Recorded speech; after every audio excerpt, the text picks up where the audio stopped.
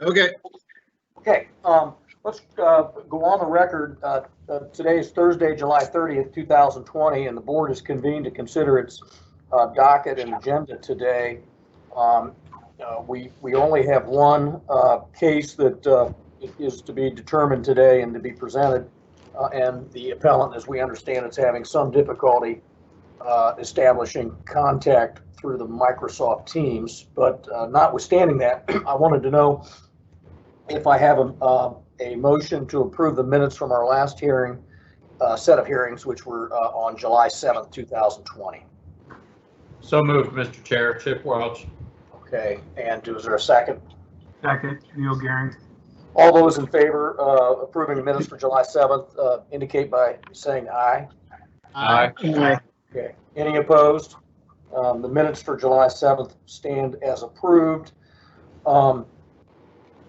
Does anybody have the willingness to establish some September dates now? And then I'll ask Susan, are we still, and or Jeff for that matter, are we still contemplating these being virtual in September? Yes, sir. Most likely. Okay. Well, if you have your have your calendars, let's take a look.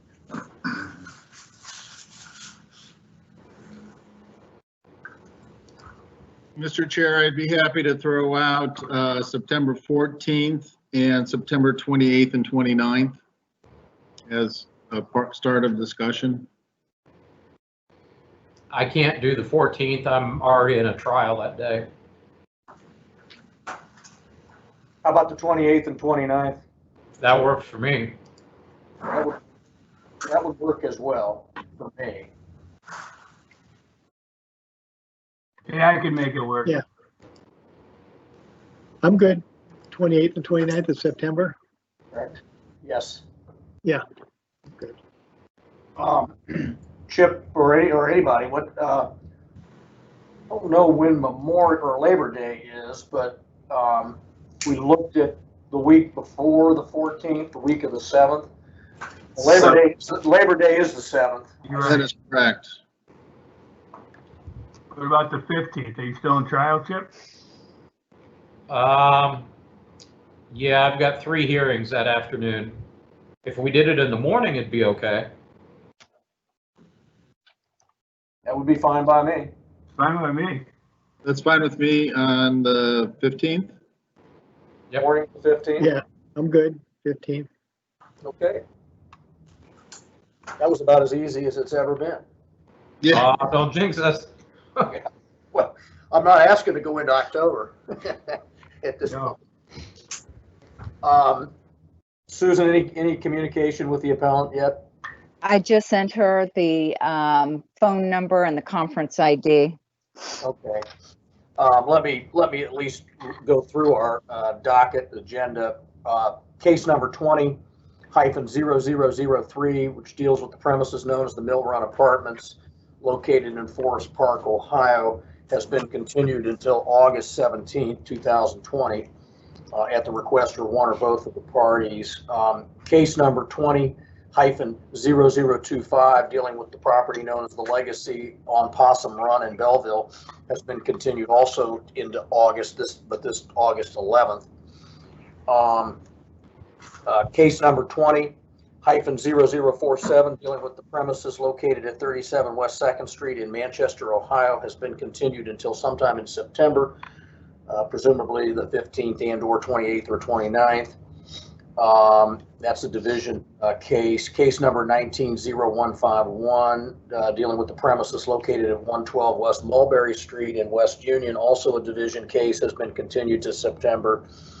And case number 20-0043, for the premises located at 330 North 2nd Avenue in Middleport, Ohio, also a division case, has been continued for 90 days. So that would run down our agenda for now. And I think unless there's any new business, probably off the record, Nick, for the moment until we're able to call our first case.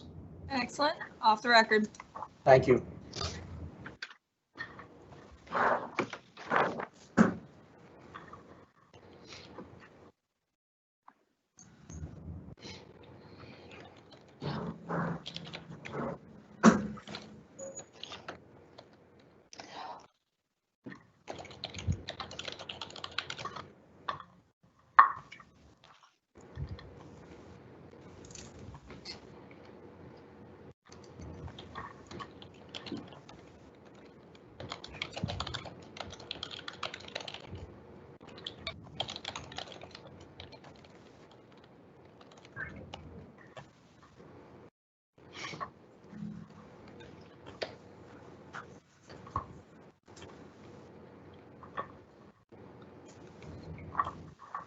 Hey, Paul, what was your difficulty today?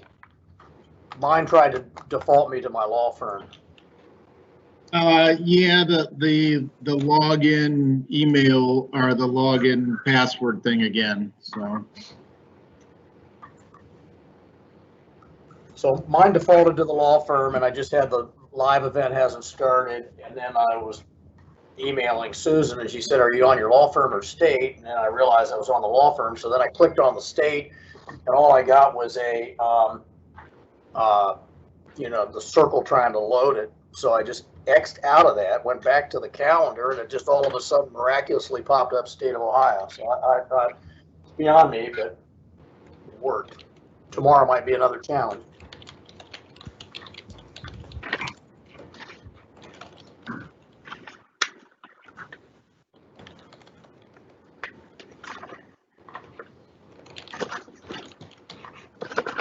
Maybe a question for Carl and Chip.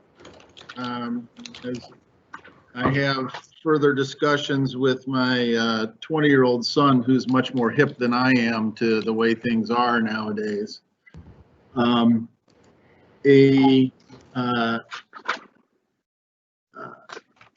distinction between sex and gender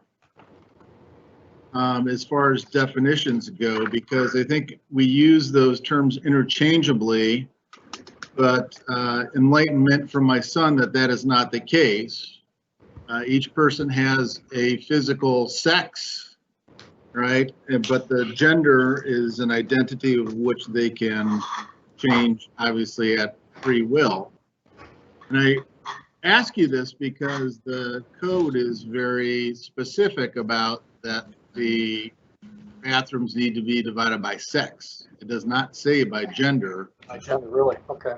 So I didn't know if either of you had any, heard anything about clarification between using the terms sex and gender interchangeably. Do we know whether sex is defined in the code? I don't know if it is. I'd have to take a look. I'd have to ask Jeff that question. Oh, there he is. There he goes. Pulling out the code. Okay.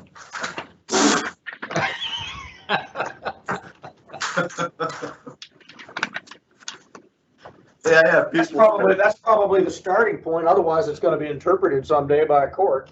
Right.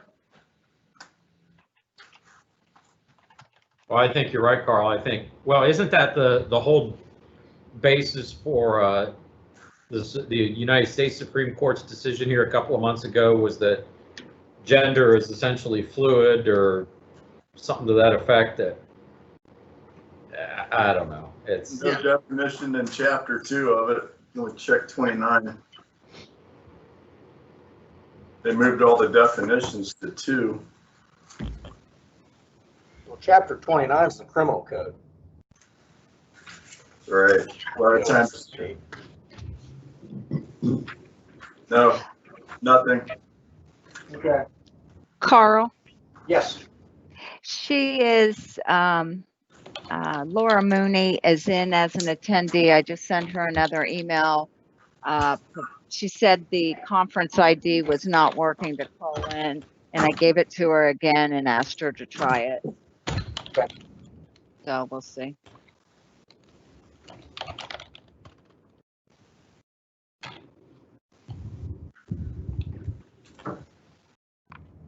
Yeah, it just came up at our family conversation about the topic, and it's when it hit me and realized that they're, at least my son, and made me realize that there is a distinction between sex and gender, and again, I don't know if because he pulled up this dictionary. He's like, here's a definition of gender, and you could see that it has to do with identity and whatever. I'm like, well, I think at least in our building code, it is specifically says it has to be divided by sex. So, It's interesting. and we use that interchangeably when we're talking, but that may not be the case. That's all. That is interesting. Interesting topic. Yeah, commentary is no help either on that, Paul. Yeah, all right. Well, either way, it's coming, I'm sure. Oh, yeah. I'm sure the code people figured they never had to define the word sex in the Yeah, code. exactly right. Took it for granted. So my daughter who lives in San Francisco is due next week, and she's not enlightened, her mother or I, as to what name they have selected, other than she has said that it rhymes with some other name in the family and it is, quote, gender neutral. So I have a son, Kevin, and I thought, well, what about Devin? And that's the terminology that they use is gender neutral. They don't say sex neutral. So in terms of the name. So maybe there is a distinction. Sounds like there probably is.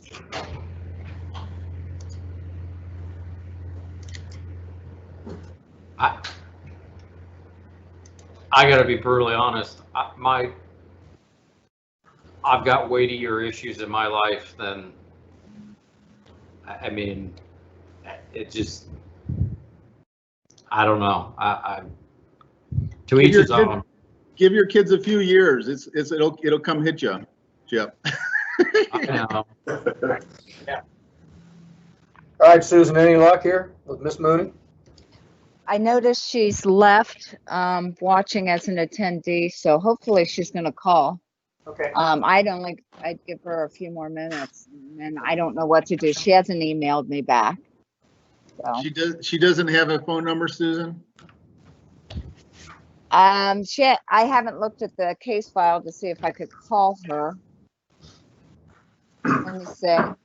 Yeah, I've got a hard stop at 2 o'clock. I've got to be with our chief of staff and another call. So hopefully, Okay. Right. she can get on. I do not see where she's provided a phone number even within her request for appeal. I think when we get into, since we're going to be doing hearings virtually, we probably ought to make sure we secure those phone numbers to the best of our ability, at least. I agree.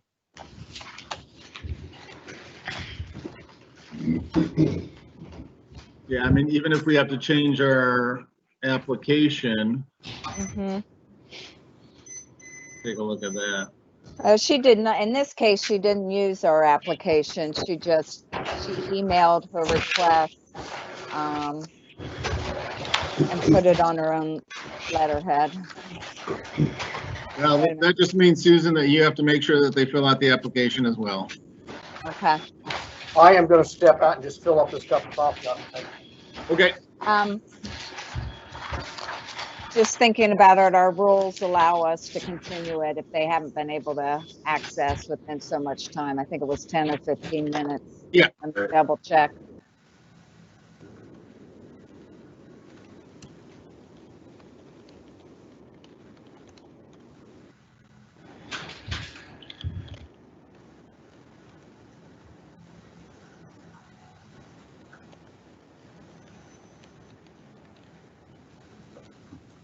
Susan, has there ever been discussion, of making the application process an electronic form that, kind of like an e-filing system? We have it available through the portal, but people don't seem to use that.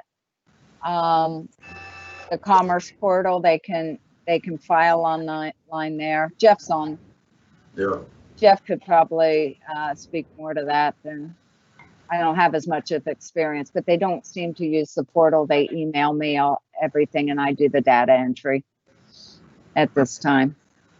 It's usually, and a lot of the people that come before us, some are, we see them on a regular basis. Others, we see them once and then we never see them again. Right. So it really depends on who's submitting. Are they paying through the portal? They are paying. I provide them with in the acknowledgement letter, I provide them with their invoice number and the link, and they're to go to that link and pay it. So yeah, they are paying through the portal. I'm just, they're emailing all their requests and supporting documents to me. And then I go in and create the case file in the portal. Are we using MS Teams because that's a Commerce Department preference? Or, and again, I know the Supreme Court is having oral arguments using Zoom, and they started with GoToMeeting and found that to be not conducive, I guess, for whatever reasons, and so they just changed to Zoom. It seems like almost everybody can do Zoom. It's Yeah, like, we did. We have GoToMeeting. All our field staff had it. They got away from that. So Teams is the application of choice. I think Zoom, there was some security concerns. Well, it was, yeah, and I think, there still potentially can be. Well, the other big piece of it, Carl, was the open meetings, right? The sunshine law, right? There has to be a way for, Zoom might not be able to provide public access, yeah, there's no way to stream live a Zoom meeting. It's all by invitation, so. Yep, that answers.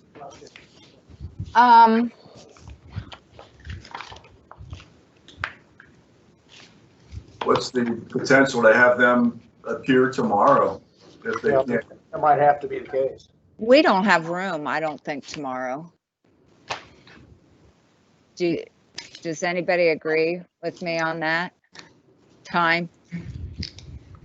I just heard from her again. She goes, she is back in the meeting as an attendee. Now she's back out. And I keep explaining she's in as an attendee. She needs to call in, but she doesn't call the phone number and the conference number I give her. So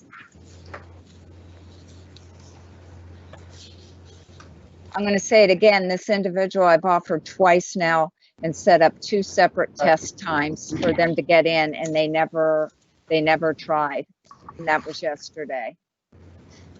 So tomorrow we've got the 8:30 elevator case, and then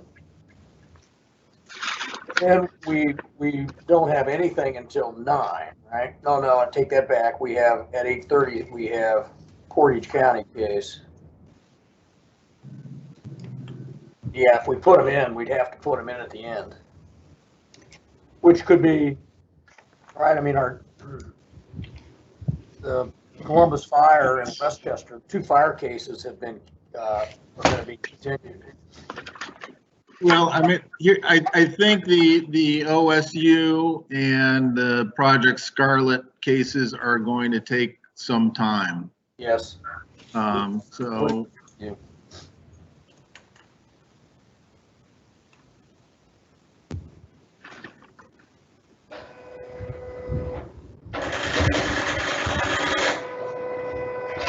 Maybe, Susan. Yes. I mean, maybe we try to set it down for tomorrow then, and just advise her. And if she wants to do a test with you this afternoon, we'll do it. Okay. That's fine. We can go ahead and continue it today. I'll email her and try to get a phone number from her, as well as see if she wants to reschedule it for tomorrow or she wants to wait until August. Well, let me get my colleagues' sentiments on that. I would assume we don't want to hear the case in her absence. Do we want to state all this for the record? Yeah, we'll do that. Let's go on the record. Okay. Hold on a second. Okay. Susan, you want to indicate what you just said off the record to us with respect to Ms. Mooney? I've been in communication with Ms. Mooney by email. She did enter the meeting as an attendee. I've explained that she can only watch, not communicate. I've encouraged her twice now to call in and provided her with the phone number as well as the conference ID. She has not called in. It looks like she's back on, Charles, so she can hear you. We have an attendee again. So she must be continuing to try to connect as a presenter and is unable to. I'm assuming she's been added as a external guest. And then in her invite, she needed to go through those prompts to download the MS Teams app in order to come in as a presenter. And I offered a test yesterday, twice, and she was unable to test. So we could probably, like our notice says, there's 10 minutes that they have to connect. And that hasn't happened. I'm willing to reach out, and she can probably hear me now if this is her as an attendee. Should she be unable to communicate as an attendee? Correct. She can hear, she can see, but she can't communicate. She has to enter the meeting as a presenter through the invite that we had sent her. Can't she enter it through the phone and communicate both ways? She can, and I've sent her the number and the conference ID, and she is unable to connect. Well, Right. wait a minute. Here comes somebody. Here we go. Waiting in lobby. Okay. Yep, I see that. Are you going to admit her? Miss Mooney, Yes, I'm here. she's here Great. by phone. I'm Okay. sorry, Susan, the conference ID was incorrect in the earlier emails, and I just reviewed the number again, and I now have the correct number, so I was able to call in. Okay. Okay, great. Well, so, Ms. Mooney, this is Carl Schneider, and we're live now in the hearing. I'm going to call the case and get the appearances of the parties, and then we'll consider the case and hear from you and the division representative. So let's go back on the record, or we are on the record. We'll continue on the record. This is July 30th, 2020, and we're calling a case that was scheduled for 1 o'clock on our docket, noting it's 1:27 right now. And this is case number 20-0050, and it deals with the Airstream Treehouse issues located in Glenmont, Ohio. This is a Division of Industrial Compliance case, and the division's adjudication number is noted on our docket.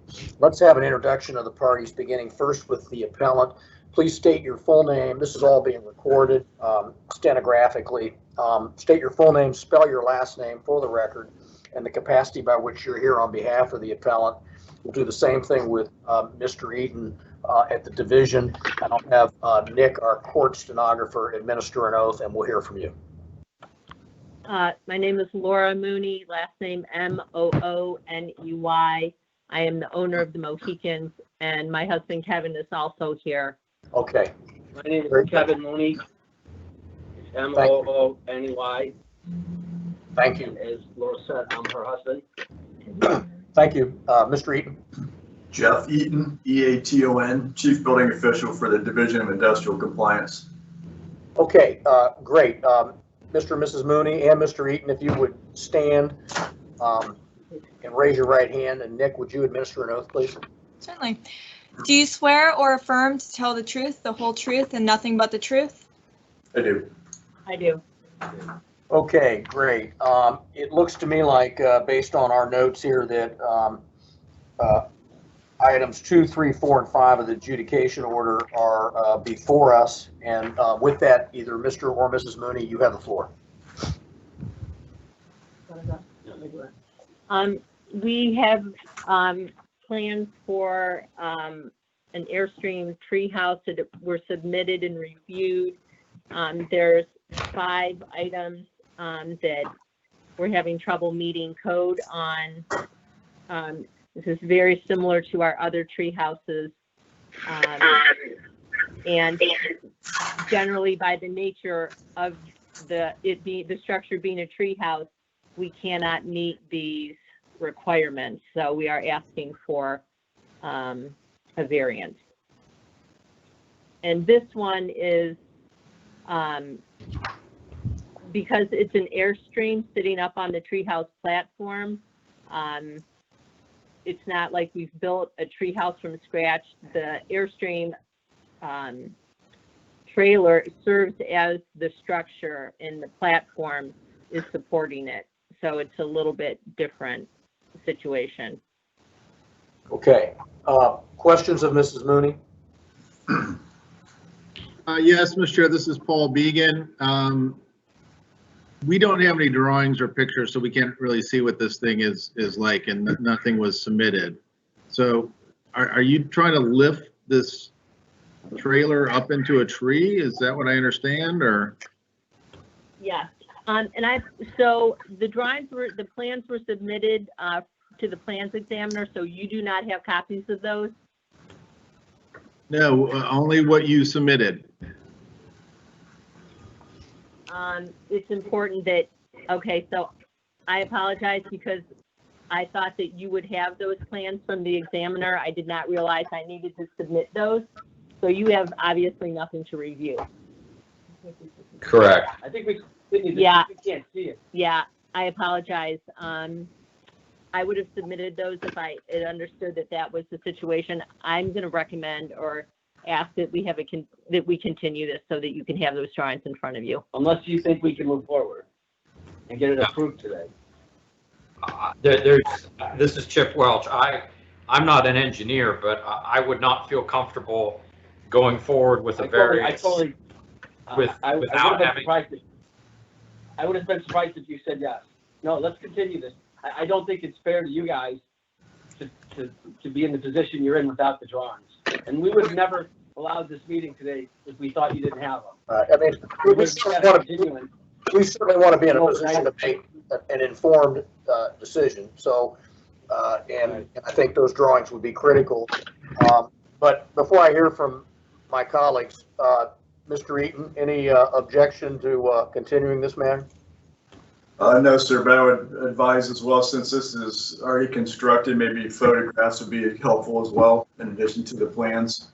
Okay, that's fine. And I just wanted to say for the record, if I knew yesterday morning you didn't have these, I would have overnighted them.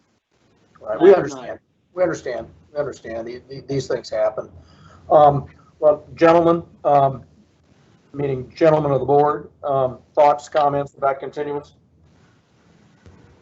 I'm in favor of a continuance. This is Neil Gehring. I agree. This is Brad Smith. This is Chip Welch. I agree with a continuance, and for the benefit of the appellees, I guess, or the appellants, I would suggest not only the pictures, as Mr. Eaton mentioned, but, you know, drawings that demonstrate the structure that this trailer is resting upon.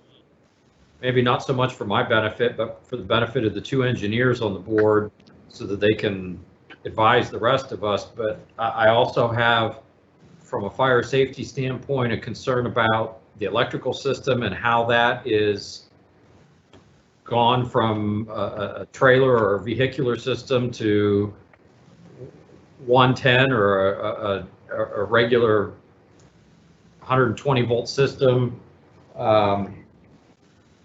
as well as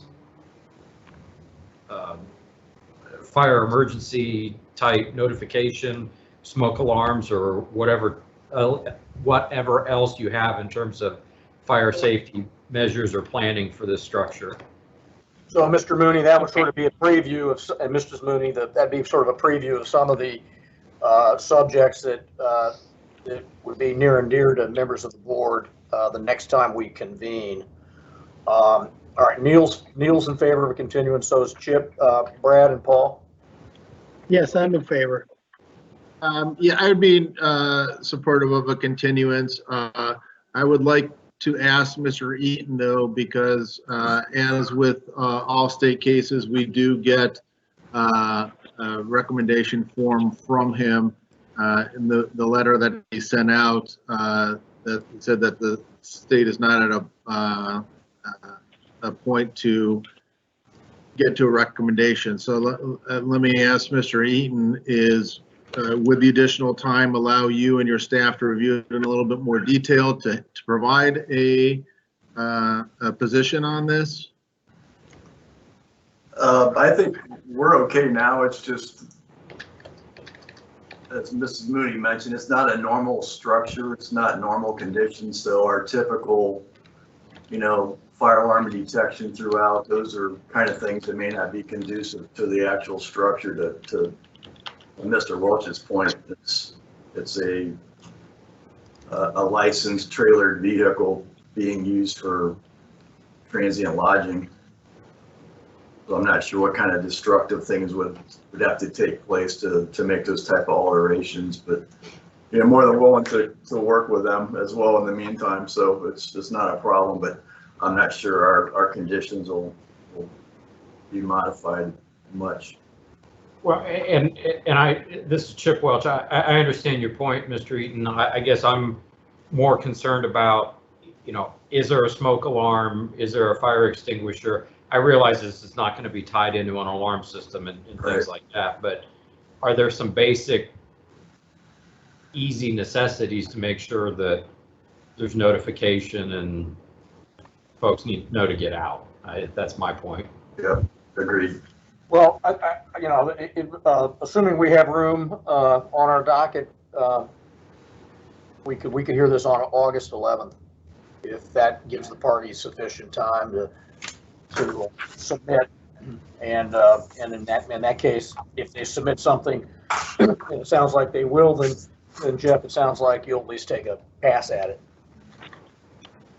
And I can say our drawings, we have engineer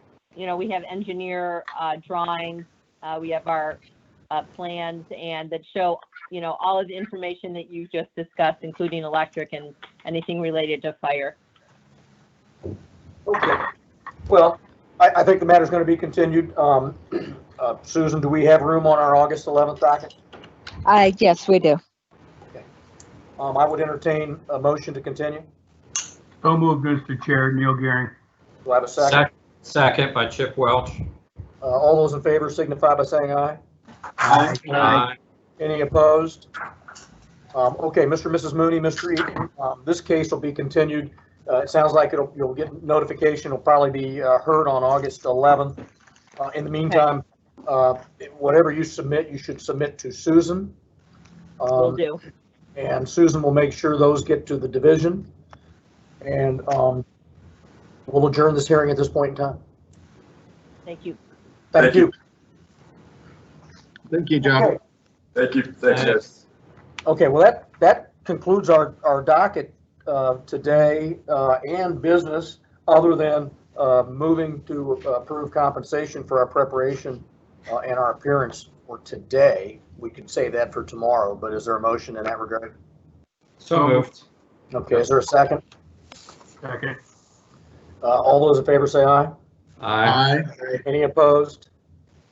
All right, we stand to be compensated for preparation and compensation and appearance today, which is the 30th. Susan, anything else to come before the board today?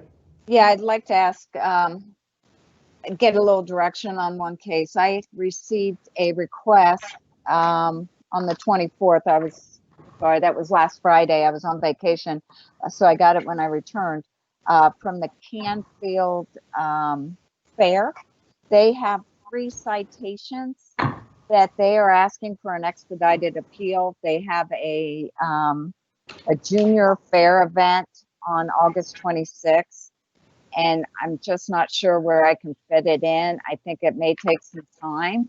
So the case that just got continued will take up the last spot that's available on the 11th. And I guess I'm asking the board, do you want to extend your day on the 17th or 18th, or do you want to do a separate hearing for this? Or I'm looking for direction. So there are 3 citations to it. I just this week received notice that I have a federal court proceeding 11 o'clock on the 11th. So I might have to cut out a bit early on that day. But the second part of your question is extend the 17th or 18th. It looks like I could do that if the others are willing to do that. Yeah, I think that's fine. I would prefer the 17th than I would for the 18th. Start earlier or go later? Sorry. I'd rather go later on the 17th. Yes. Okay. Fine. Yep. I'd set it, yeah, I'd let them know that we'll hear it on the 17th. Okay. Yeah, I'm good. Yeah, either way is fine with me. Okay. Are they sure they're even going to have a fair? I mean, I thought those were all junior fairs are permitted. Ah, that's right. It could change though. Yeah, Oh, for sure. tomorrow's another day. It is, absolutely. Okay, Susan, anything else to come in front of the board? No, that's all I have. Okay, gentlemen, do we have a motion to adjourn? So moved. Do we have a second? Second. All those in favor, say aye. Aye. Aye. Any opposed? All right, we stand adjourned. Nick, I understand you're going to be with us tomorrow? Yep. Okay, well, hopefully we accomplish more than we did today, tomorrow. But we stand adjourned, subject to sort of the public announcement that our next hearing will be tomorrow at 8:30, beginning at 8:30, which is Friday, July 31st. That's it. Thank It's a you. good thing we Thank you get very paid much, for what we everyone. know, not what we Hey, do. guys. Exactly. All right. See ya. Thanks, gentlemen. Thanks.